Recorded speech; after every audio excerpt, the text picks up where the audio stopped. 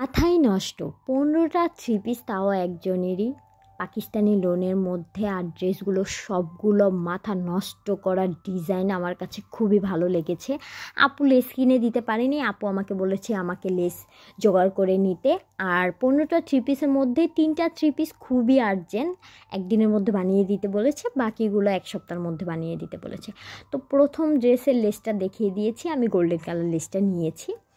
আর দ্বিতীয় কালার লেসটা তো আপনারা দেখতেই পারবেন যখন আমি বিছাবো। লেসগুলো এত সুন্দর ছিল, হলুদ আর ম্যাজেন্ডা কালারের মধ্যে ছিল। আমি এখানে জানি না কোনটা দিব, আমার দুইটাই খুবই ভালো লেগেছে। আর ডিজাইনগুলো এখনও আমি সিলেক্ট করিনি, কাটিং করার পর যখন আমি মেশিনে বসবো তখন আর কি ডিজাইনগুলো সিলেক্ট করা থাকবে। কারণ আপু প্রত্যেকটা ডিজাইন আমার উপরে দিয়েছে যে আপু আপনি ড্রেসের সৌন্দর্য দেখে ড্রেসের ডিজাইন করবেন। তো আমি এখানে এই ড্রেসটা সাইড করে রাখলাম। এখন আসি ল্যাভেন্ডার কালার কিন্তু বাংলাদেশের সবারই মোটামুটি পছন্দ। তো ল্যাভেন্ডার কালারের সাথে আমি অ্যাশ কালারের লেসটা দিয়ে নিয়েছি। জয়েন্ট লেস ছিল আর একটা ফুল করা লেস ছিল। তো এই লেসগুলো তো এই ড্রেসে এখন সবাই বানায়, তো আমার কাছেও ভালো লেগেছে। আমি আপুকে সাজেস্ট করলাম যে আপু আপনি এই লেসটা দিতে পারেন, যেহেতু আপু ইটালি থেকে এসেছে, তো আপুকে একটু সুন্দর সুন্দর কালেকশন না দেখালে হয়। তারপরে আমি প্রত্যেকটা ড্রেস ভালো করে আয়রন করে নিচ্ছি। আর এর আগে কিন্তু যে আপু ড্রেস নিয়ে এসেছে সে কিন্তু প্রত্যেকটা ড্রেস ভালো করে ধুয়ে তারপরে নিয়ে এসেছে। আপু সবসময়ই আমার কাছে যখনই ড্রেস বানায় ড্রেস ধুয়ে দেয়, কিন্তু ফলসহ ড্রেসগুলো ধুয়ে দেয় না, সুতিগুলো ধুয়ে তারপরে আমাকে দেয়। তারপর আমি এখানে সুন্দর মতন পিছনের পার্ট সামনের পার্ট কাটিং করে নিচ্ছি, আলাদা আলাদা করে সুন্দর করে কাটিং করে নিচ্ছি যাতে আমার বিছাতে সুবিধা হয়। আর প্রত্যেকটা পার্ট তো আয়রন করে নিচ্ছি। আয়রন করতে করতে একটা কথা বলে, আপনারা সবাই আমার ভিডিও দেখেন কিন্তু কেউ একটা কমেন্ট করেন না। আপনারা কমেন্ট না করলে আমার উৎসাহ জাগবে কিভাবে, আমি কিভাবে নতুন নতুন ভিডিও আপনাদের সাথে শেয়ার করব। আমার তো এই যে কালারফুল থ্রি পিসটি আমার কাছে এত ভালো লেগেছে, আমার তো মনই চাই না এই থ্রি পিসটি সেলাই করে। আমার কাছে মনে হয়েছে এই থ্রি পিসটি আমি আমার কাজের রুমে সাজিয়ে রাখি, কিন্তু আমার থ্রি পিস না তো, এটা কাস্টমারের থ্রি পিস, সে মনে হয় বসন্তেতে পরবে। যেহেতু 3টা ড্রেস একই সাইজের, সেহেতু আমি 3টা ড্রেস ভালো করে আয়রন করে পার্ট পার্ট করে বিছিয়ে নিয়েছি। কিন্তু এই মাল্টি কালারটা বিছাতে গিয়ে আমার খুবই প্যারা নিতে হয়েছে। আমি বুঝতে পারছিলাম না কোনটা নিচের দিকে হবে কোনটা উপরের দিকে হবে। তারপরে আমি অনেক কষ্টে বুঝতে পারছি ক্যাটালগ দেখে যে হ্যাঁ এটাই নিচের দিকে হবে।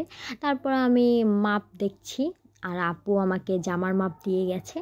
তো জামার মাপ দিয়ে যাওয়ার পর আমি সেই অনুযায়ী কাটিং করছি। তো আপুর বডি ছিল 24.5, আর কোমর ছিল 22 ইঞ্চি, আর হিপ ছিল আপনার 25.5 ইঞ্চি। আর আপু ফাড়া লাইনটা পরে 20 ইঞ্চি, যেহেতু আপু একটু মোটা। আর পায়জামার কাপড়গুলো ধোয়ার পর এত বেঁকা হয়ে গেছে, এগুলা সোজা করতে করতে অনেক সময় লেগে গেছে। আর আপু হলো সেমি প্যান্ট কাটিংয়ের মতন আর কি পায়জামাটা রেডি করছে। আর পায়জামায় পকেট দিতে বলছে, আমি বলছি আপু পকেট দেওয়া একটু প্যারা হয়ে যাবে, আমি চেষ্টা করব 2-1টাতে দিতে। তারপরে আমি কাটিং করে নিচ্ছি পায়জামার উপরের পার্টটার, মানে প্রথম যেই ল্যাভেন্ডার কালারের পায়জামাটা ছিল এটার ভালোই কাপড় ছিল, কিন্তু নিচের যেই কালারটা ছিল সি গ্রিন ওটার আবার কাপড় কম ছিল।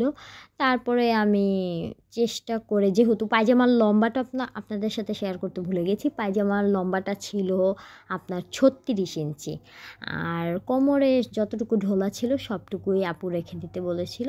তো এই যে সি গ্রিন পায়জামাটা নিচে আর কি 36 ইঞ্চি ছিল, কিন্তু তাও একটু কাপড় বেশি হলে আমি জয়েন দিতে হতো না। তারপর আমি কাটিং করে নিচ্ছি। কাটিং করার পর আরেকটা পায়জামার কাপড় ছিল, ওইটাও সি গ্রিনের মতনই।